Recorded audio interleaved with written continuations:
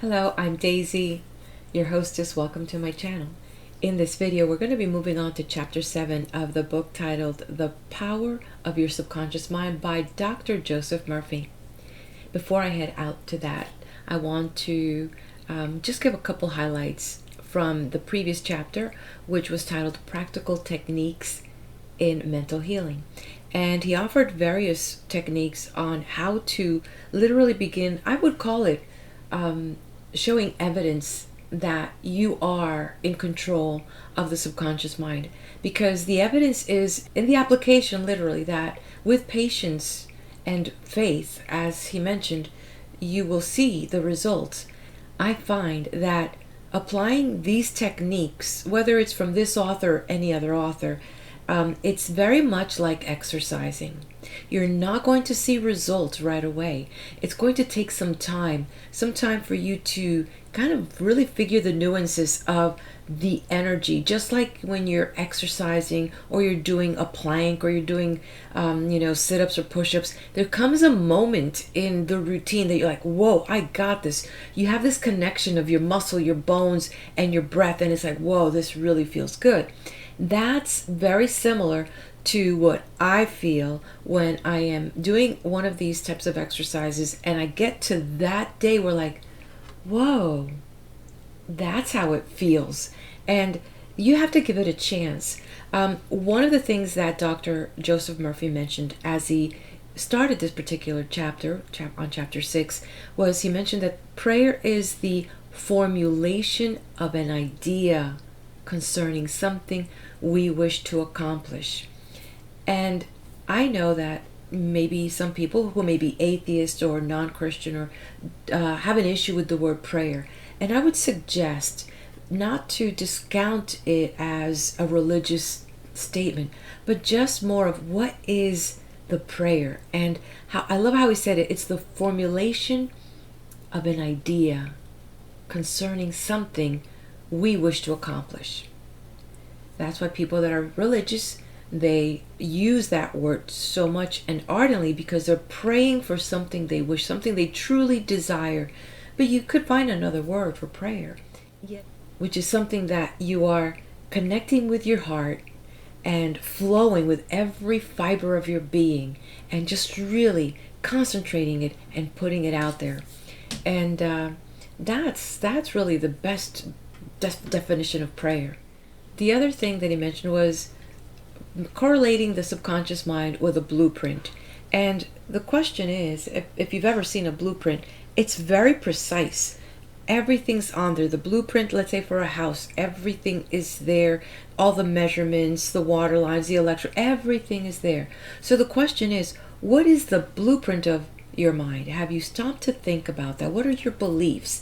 And you could break it down on your personal beliefs, your beliefs on health, your beliefs on family, your beliefs on work, your beliefs on community, your beliefs on, you could really go down there and really play with that. And have a cup of coffee or a cup of tea or a glass of wine and just take time to just really kind of regurgitate everything, being totally and brutally honest with yourself, so you can really get down to understanding the way you think and question anything that you see that might kind of go against what you thought, like, well, why did I write that down? And you might find that there are layers and layers of why you feel the way you feel about something. It could be something from when you were a child. It could be some experience that you had later on in life, and it just still has changed the way that you see something. So the blueprint of your subconscious mind is fixed, so that no matter how you try, you might default to what's in that blueprint, and it might just need a little tweaking. And like I said, when it comes to exercising, impressing something new till this new blueprint arises and comes out to the matrix, right? So going into the techniques, he mentioned several techniques. I'm not going to cover it all here, but of course I want to talk about the visualization technique. That was one, I have to tell you, many years ago when I was in the police academy. I had issues with the passing the firearms, the marksmanship, and because of the strength of my hand. And back then they used to use revolvers So, I mean, if you've ever had a firearm in your hand, there's difference between an automatic and also a revolver. And also what type of revolver, because you can have a Smith & Wesson or you can have a Colt, and they're both different because one will turn to the left with the barrel, the other one will turn to the right, and that might cause a little, like a micro movement that will take your hand. And let me tell you, when a bullet is traveling, in a straight line, and you think it's a straight line, but depending on that micro movement, it's not going to go straight. It might go either a little bit left or right. And then with an automatic, it has a tendency to flip up. So these are small adjustments that you make. So I had an issue with that. And my instructor said, visualize. So it was the first time that I became familiar, and we're talking, wow, 40 something years ago. So to become familiarized with the term visualization. But he said, visualize that you're squeezing a lemon. And when I started doing that, it was like the adjustment almost immediately, because I kind of went a little slower, and all these, not only like the idea of, squeezing it really slow, but then I had all these ideas, the smells and all these things came in, but it took me into a very safe and comfortable place where I was really relaxed and was able to control the muscles in my hand and build them up as well. So that technique is really good, and I've used every now and then. The other one that I use he mentioned, was the sleeping method, which is really when you're going to bed, is making sure somewhere in between before you fall asleep and you're really relaxed, is to impress in your mind that which you desire, and just put it in there as that request, or as it's something that is done, which then would take me back to the other method that he mentioned, which is the affirmative method. And you probably have heard that people talk about affirmations. And Dr. Joseph Murphy invites you into understanding that a little bit when he says to consider the principles of mathematics, that there is no room for error. And going back just to the basics of math, when the teacher would give you the formula, and then they would ask you to take that formula and work it backwards, there is no room for error. It's like x plus y equals z, and then you just put those in and you populate them in, and then if you're missing y, then you'll can figure it out because of the x and the z, and vice versa, playing with that. Fun concepts about math if you love math. And then he invites you then and leads you to understanding that if there's the principle of truth, then there isn't any dishonesty. If there is the principle of intelligence, then there is no ignorance. And so with that, whatever that you're putting in, it really just takes out the other one, because it stays in this beautiful place where only that perfection of the divine sits. And the last method I like to mention is the decree method. And those that are versed in the Bible will understand the power of decreeing anything, because through the spoken word, God created everything. And so in the book of Job, chapter 22, verse 28, it says, "Thou shalt decree a thing, and it shall be established unto thee, and the light shall shine upon thy ways." So that's the power that we have when we decree. And that must be backed by total faith and knowing that it is done. So it's a wonderful chapter. Hopefully you will get to it. I want to say thank you so much for hanging out with me. Hopefully you're liking this book. I'm looking forward to your comments. And with that, let's move on to the next chapter. The Power of Your Subconscious Mind by Dr. Joseph Murphy. Chapter 7. The tendency of the subconscious is lifeward.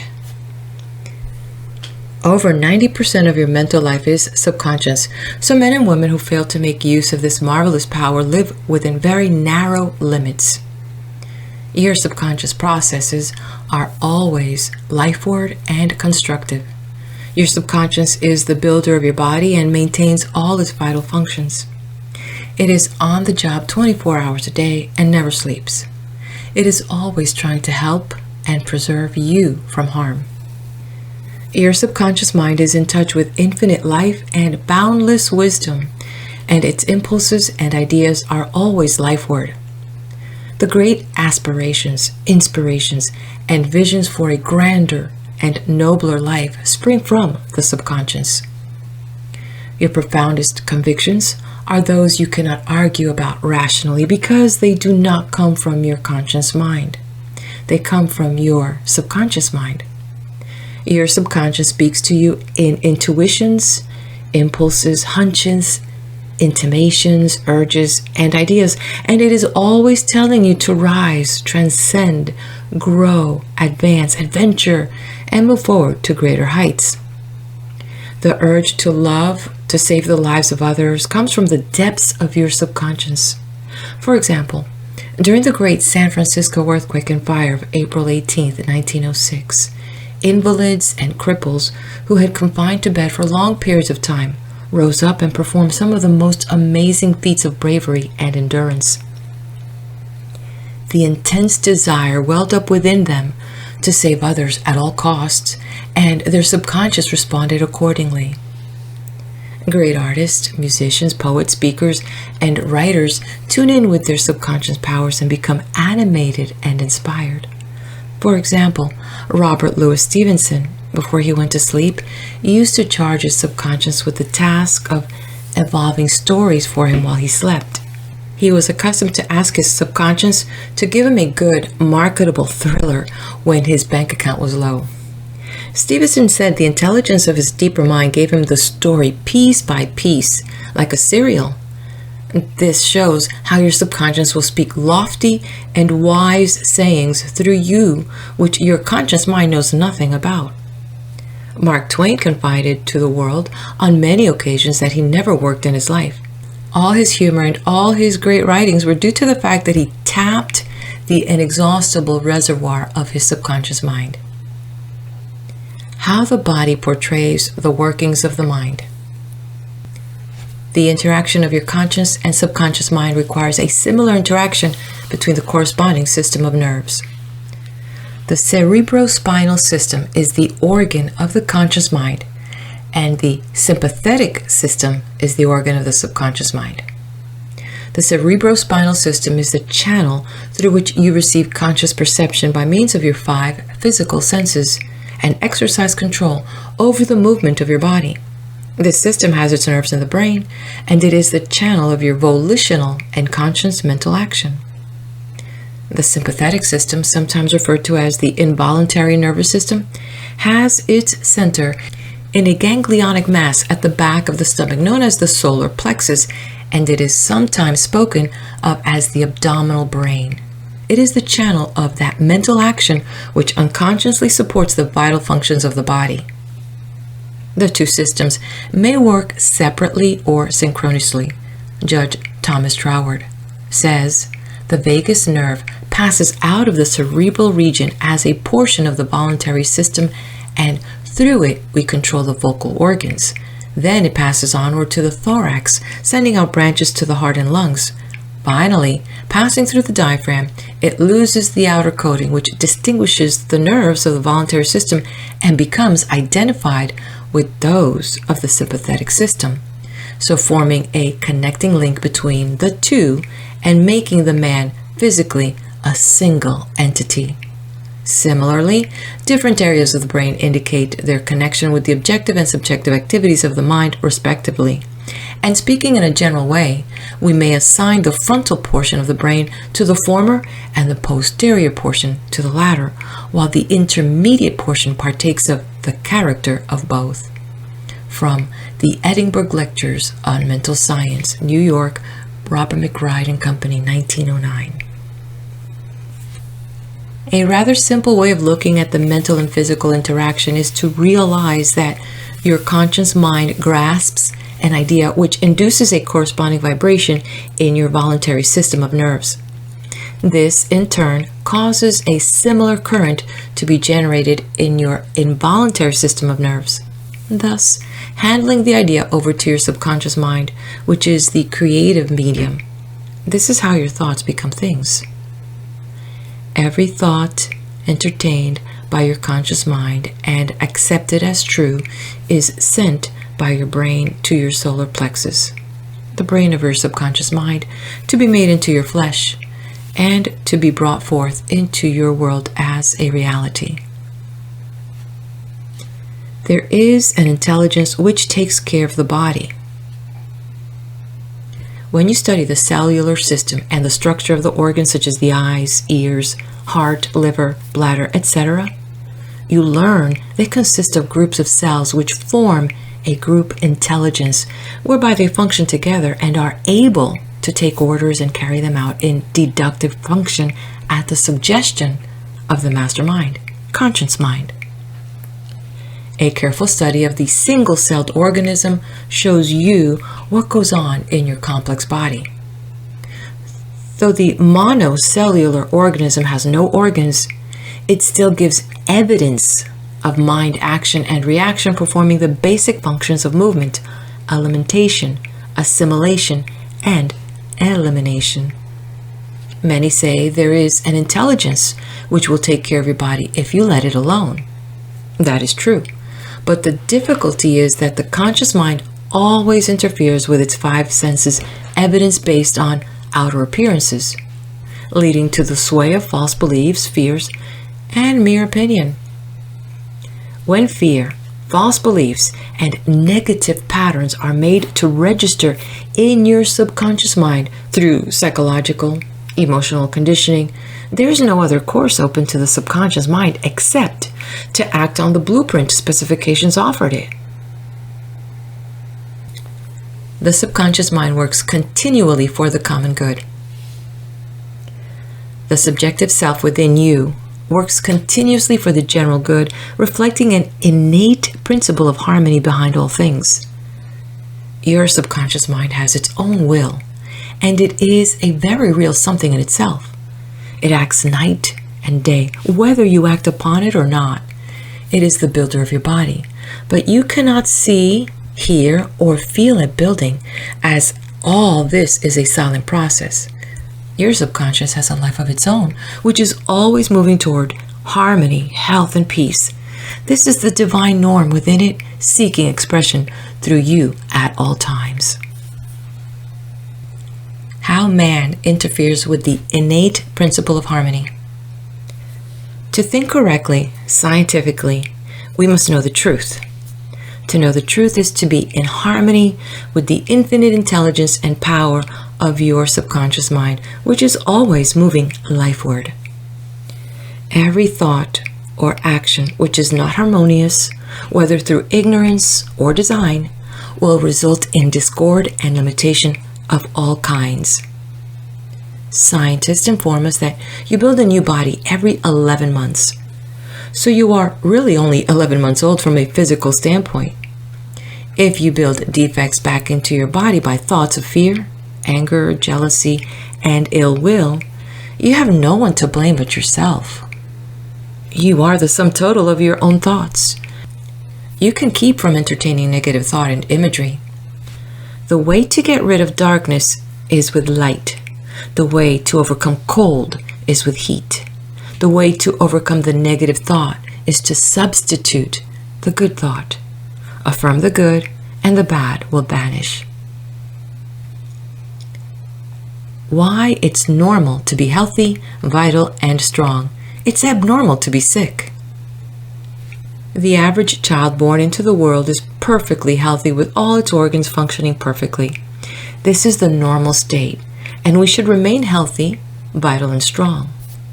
The instinct of self-preservation is the strongest instinct of your nature, and it constitutes a most potent, ever-present, and constantly operative truth inherent in your nature.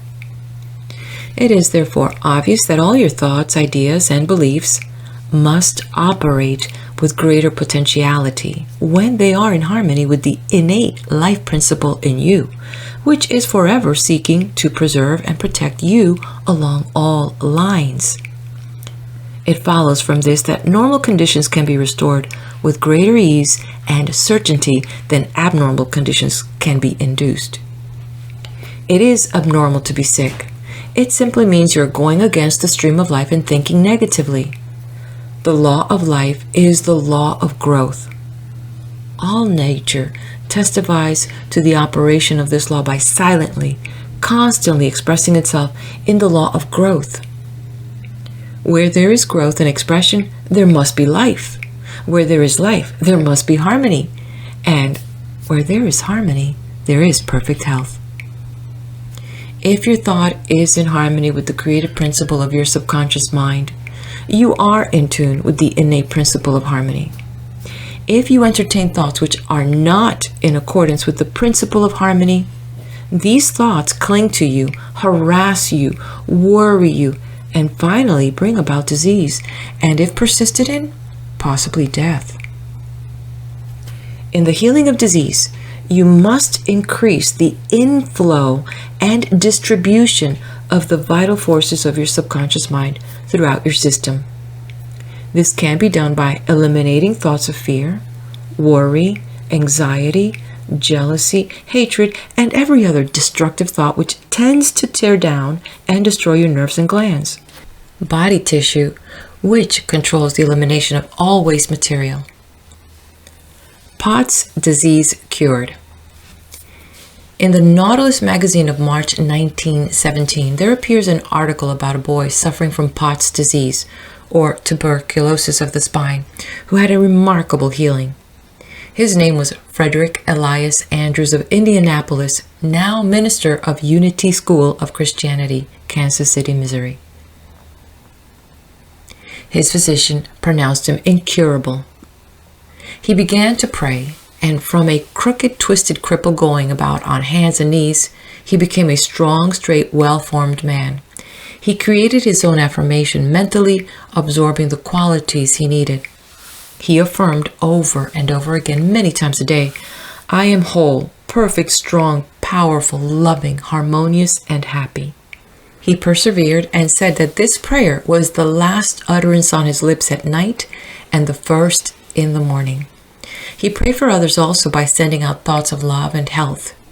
This attitude of mind and way of prayer returned to him multiplied many times.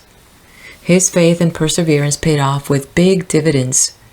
When thoughts of fear, anger, jealousy, or envy drew his attention, he would immediately start his counteracting force of affirmation going in his mind.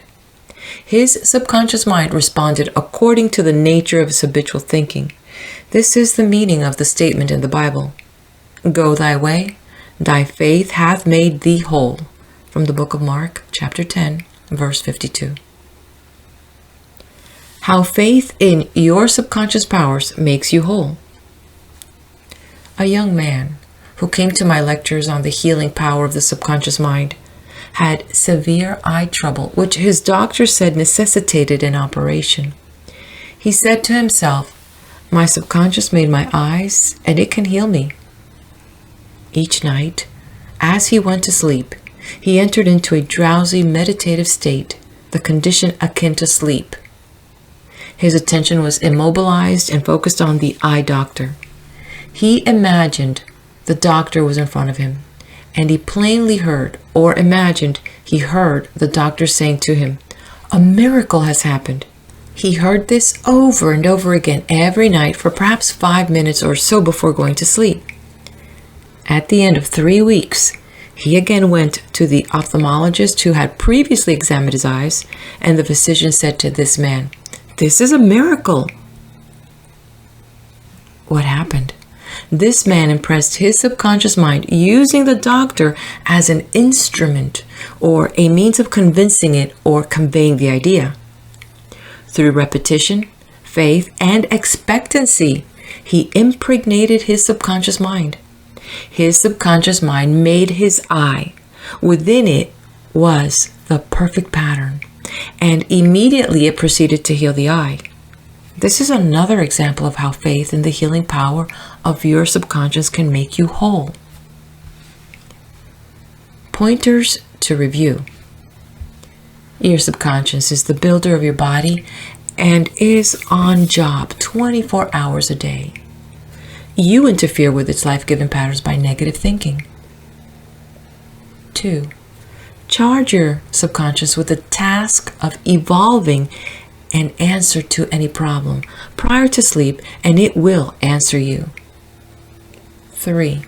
Watch your thoughts Every thought accepted as true is sent by your brain to your solar plexus, your abdominal brain, and is brought into your world as a reality. 4. Know that you can remake yourself by giving a new blueprint to your subconscious mind. 5. The tendency of your subconscious is always lifeward. Your job is with your conscious mind. Feed your subconscious mind with premises which are true. Your subconscious is always reproducing according to your habitual mental patterns. 6. You build a new body every 11 months. Change your body by changing your thoughts and keeping them changed. 7. It is normal to be healthy. It is abnormal to be ill. There is within the innate principle of harmony. 8. Thoughts of jealousy, fear, worry, and anxiety tear down and destroy your nerves and glands, bringing about mental and physical disease of all kinds. 9.